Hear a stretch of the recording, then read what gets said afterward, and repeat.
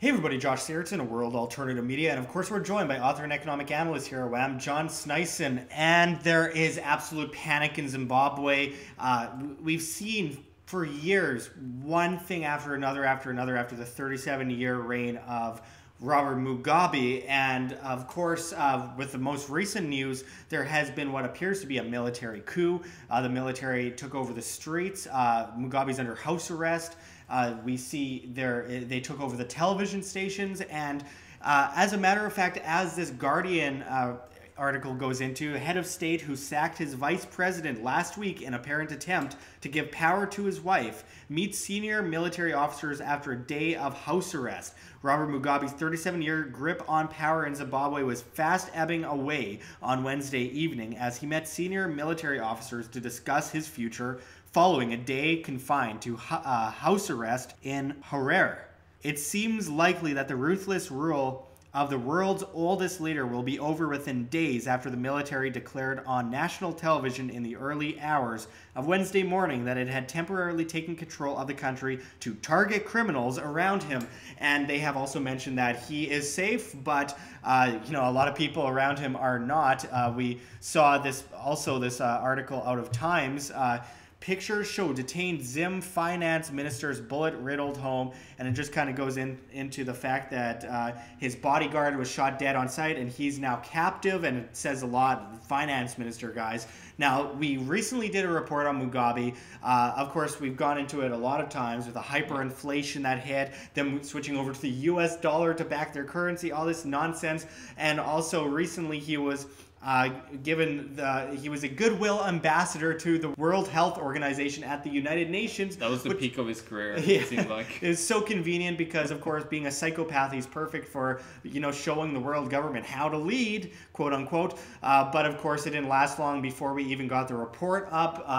The whole situation was, yeah, there was some pushback. He was no longer the World Health Organization's goodwill ambassador. Go figure. But going into this specific story, John, can you go into what you think all of this means? Well, I think all of it means is it seems like it's another, regime that's going to take over in Zimbabwe. It doesn't look too good when the military comes in usually, and if it was the population that rose up, maybe it could be something different, but it's another, collective organization taking. Let's go to another form of status. Yeah, but Mugabe had a huge, long reign. He was actually in the 80s. He was looked upon as a Nelson Mandela of Zimbabwe. Which actually still makes sense because Nelson Mandela killed a lot of people. Yeah, exactly, yeah. But he was looked upon as the savior, and that's what a lot of people are at one point, to be looked upon from the populace to save the economy, make great changes and so on. Mugabe has done a lot of bad things, and in the 2000s he forced almost 4,000 white farmers to give up their land. Now the whole history behind blacks and whites. Let's not even go into that. Go into that, which was terrible in the first place. Yeah. Now, of course, that was descendants as well. So some of them, aren't racist, bigoted assholes. But regardless of black or white, communism, dictatorships, authoritarianism are wrong. It's the same thing. It's collective coercion and extortion. Yeah. Now, I'm going to just give you some numbers back from the hyperinflation, and this is ridiculous what kind of numbers is coming out of the hyperinflationary era. So I had to me and Josh had to Google up what comes after a quadrillion, because in Zimbabwe at the height, in September of 2008, at the height of the hyperinflation, at the peak, the percentage of hyperinflation was 3.840 quintillion, which is 3 quintillion and 840 quadrillion percent. It's insane, just that number. Just keep printing, centralization, print more. It just baffles you. Now, of course, we all saw what Mugabe went into when he, of course, printed all this money. There was complete turmoil. I told stories of the people that was interviewed that said, when the first 100, because they had the highest denomination fiat currency paper bill ever printed in history, which was 100 trillion. When that came out, it took two of them to buy 2 for a bear. Over 3 weeks, this is how bad it was. It suddenly took only the same 200 trillion bought you only 2 bears. So just ridiculous what happened over that time. And people, as in Venezuela currently, they're going and carrying massive amounts, like truckloads of dollar, and you just weigh the currency because that's it's so worthless that that's all you can do about it. Now, of course, in 2015, which was interesting, they decommissioned completely the Zimbabwean dollar.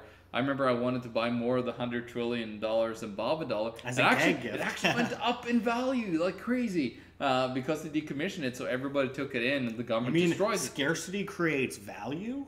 Oh, No surprise! way. Yeah, but what was interesting is it was what I've seen some governments do is they want to destroy the old currency that was so massively hyperinflated, and it's a piece of history that would tell people, you know, a big warning sign. So they want to destroy it, and it was ridiculous. I think it was 36 or 46 quadrillion for $7 or something like that. It was just insane how crazy this hyperinflation was. Now. Currently, the Zimbabwean people use it's ridiculous. It's almost like a free market type of scenario there, where there's South African rand, Botswanian pula, the pound sterling rupee, the euro, the yen, the Australian dollar, the Chinese yuan, and the US dollars are being used as transaction. And if I can bet on it, Josh, I'm pretty sure there's a lot of Bitcoin going around in Venezuela now as well. It's a necessity. So you're kind of seeing Venezuela on the black market, you know, the free market arena is really trying to figure out what to do about the whole economic situation that, of course, Mugabe and his collective coercion and his government has completely destroyed. You said Venezuela there. I know you mean Zimbabwe, and it's easy to mix the two up right now because we've been doing reporting on Venezuela. Zimbabwe. No, I was saying as in Venezuela. Oh, as in Venezuela. Yeah, okay, sorry, yeah. No worries at all. Because they're two of the same now. Venezuela is textbook Zimbabwe almost. Now, of course, Zimbabwe had a couple other different issues, but it's always governments that are the issue of the fiat currency hyperinflation. It's always the trust of the people that breaks. It's an action of centralization in the first place, and massive amounts of printing, and just everything's based in debt, and it shoves people into servitude. As I so often say, shove a person down a bottomless pit of debt. They are forced to ask for a ladder up from the government and the banking system, which puts them in perfect servitude. That's exactly where they want you, folks, and it's unfortunate because we get attacked a lot when we do videos on Zimbabwe by people from Zimbabwe because there is this massive push for statism and just absolute, revering those chains, bowing down to the state and the banking system. Sounds like leftist trolls, so that Zimbabwe but just have that's a problem because I feel for a lot of them because I have a feeling that a few people might end up in a bit of trouble if they agree with us in Zimbabwe on these things. But I've also had a lot of people from Zimbabwe that no longer live in Zimbabwe telling me that what we're talking about is absolutely right, and they're dealing with this dealt with this on a daily basis. The amount of starvation, the politicians living in palaces while the people eat out of gutters. And we have to remember Zimbabwe was once known as the breadbasket of Africa. They were once seen as a utopia, and it's same just as that Venezuela. Absolutely, they're the utopia of South America as the well. government becomes dependent on the resources, take from the resources, not giving it to the people, and then this massive dependency creates. Of course, as commodities goes down in prices suddenly, because it fluctuates, when they go down, they need so much money that they have to print money out of thin air to save. So many people inflation comes. So many people don't look into the future. They only look at the present and say everything's great now. We don't have to worry about paying for this stuff. We don't have to worry about the damage to the dollar when we just print. And the problem is the vast amount of people don't understand what centralization of currency does. When under legal tender laws, you're forced under it, and it just always reverts to its intrinsic value of zero. Always has, always will. Going back to 1024 AD in China, and it's just been going on for almost 1,000 years, and people never learn.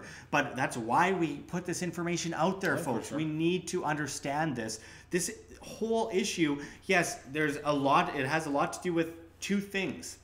government and the banking system. And that banking system hand in hand with the government.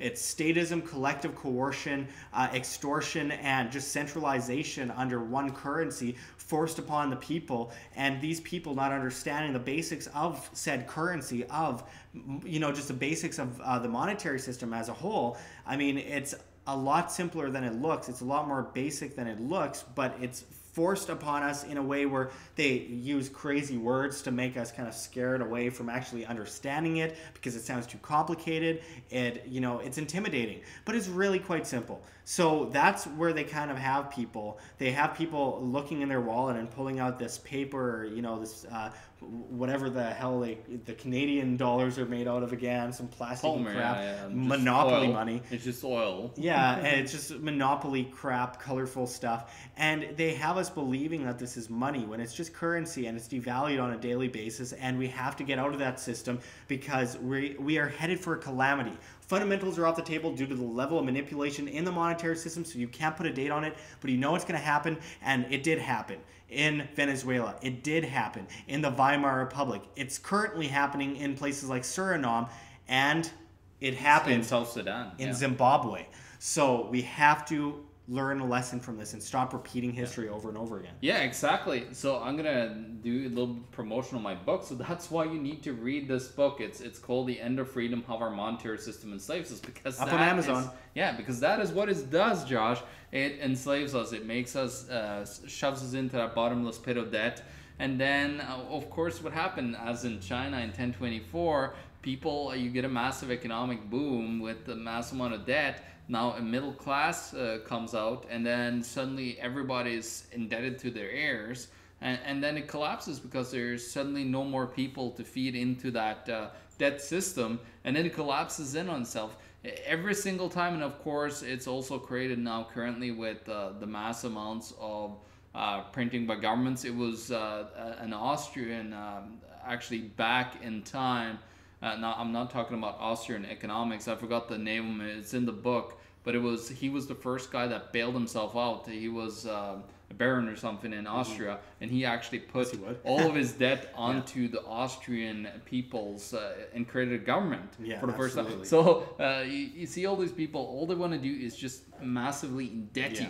Yeah, absolutely. That's their whole goal. They thrive off of it. And just finishing it off, it just kind of reminds me of like a debt ceiling scenario where you're in this building and the water just keeps coming up higher, and you're coming closer to that ceiling, and then they raise the ceiling. You're coming closer to that ceiling again, and then they raise the ceiling more. But eventually what you have is this really tall, unsustainable tower of water, and eventually it's just going to teeter over and crash, and it's going to happen eventually. And we need to do everything we can to get off the animal farm, stop marching to the slaughter, thinking that everything's fine because we have grass to eat. There is a huge imminent problem coming right at us, and we need to get out of the way and over-prepare rather than under-prepare. So food, water, shelter, defense so you're not gathering things for the toughest guy on the block, decentralized Bitcoin, gold, silver, assets. Let's get out of this system, folks. Yeah, and last message to the people in Zimbabwe, make sure you're not letting another collective take over here. You gotta get your own individual freedom back and not let the government control you and enslave you. Yeah, learn from old mistakes and bring that into the future. And thanks for watching, everyone. And until next time, this is Josh Sigurdson and John Sneisen signing out from World Alternative Media. Find the truth, be the change. Thanks for watching, everyone. Check the links below. GoFundMe, Patreon. We can't do it without you. Any donation is very much appreciated, especially as we are so vastly demonetized by the Anti-Defamation League on YouTube as they flag all of our content as hate speech. You can also find our Bitcoin address in the description in the comments as well as on the screen for you to scan if you please. You can also find me at Josh Sigurdson at steemit.com. That's steemit.com, the future of social media, as the dinosaur social media digs its own grave. You get paid in cryptocurrency, Steem that is, on steemit.com via the upvote of your posts. So I hope to see you there. But until next time, this is Josh Sigurdson signing out from World Alternative Media. Find the truth, be the change.